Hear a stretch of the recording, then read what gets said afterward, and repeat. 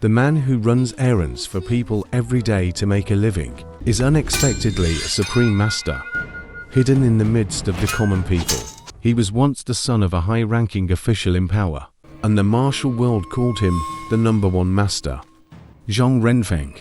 He excelled in using a pair of mismatched swords, seamlessly wielding them in both hands, defeating countless experts. The father and son enjoyed a prominent social status in both literary and martial arts circles, but who could have imagined that such a perfect family would fall victim to the most ruthless assassination organization in the martial world, the Black Stone? It all started with the half-dried remains of the monk Luo Mo, who had come to Central Plains 800 years ago to spread Buddhism. After crossing over from India, he willingly became a eunuch to enter the palace and preach. After his death, his body was stolen from his coffin. Thus, the martial world began to speculate that the remains of Luo Mo could revive the dead and fill in the gaps in one's life. Whoever possessed the remains could dominate the martial world. After learning that the half of Luo Mo's remains had fallen into the hands of the high-ranking officials overnight, the Zhong family was slaughtered.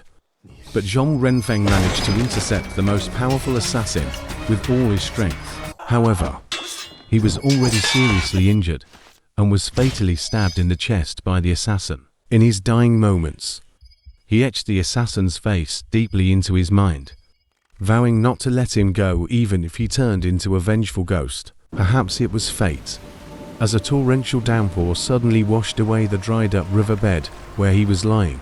He drifted along with the river until he was rescued by a fisherman. It was a miraculous encounter with the renowned physician Li Ghost Hand, because Zhong Renfeng's heart was on the right side. The fatal blow that would kill an ordinary person was not lethal to him. He begged the physician to give him a new face. Using his memories of the female assassin from before his death, he embarked on a journey to track her down. Under the alias of Zhong Aisheng, he became an honest and kind-hearted errand boy. In a small alley in the city, he noticed a seemingly ordinary cloth stall owner. He often passed by this place to get closer to the woman named Zheng Jing. She was a single woman who had started a fabric business here. 3 months ago, the lady who sold tea eggs tried to set her up with potential suitors, but they were either butchers or fishermen, which left her quite frustrated. Zhong Aisheng's frequent visits caught her attention, and this kind-hearted young man always managed to arrive and help her pack up her stall. Just before it rained, they would take shelter under the eaves during the rain. Zhong Aisheng's words carried deeper meaning. Zhong Aisheng's warm-heartedness gradually moved the woman, and after confirming that he had no martial skills, she accepted him. The two of them became a couple and enjoyed a happy and peaceful life. The two of them became a couple and enjoyed a happy and peaceful life.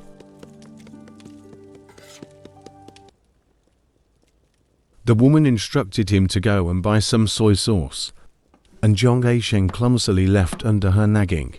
The woman smiled faintly. In the city of Nanjing, the Black Stone had a branch, and the owner of an oil mill was the leader. The sudden death of the fatty oil Chen caught the attention of their leader, Turmoil King. At the same time, the Black Stone had already discovered the whereabouts of the lower half of Luo Mo's remains.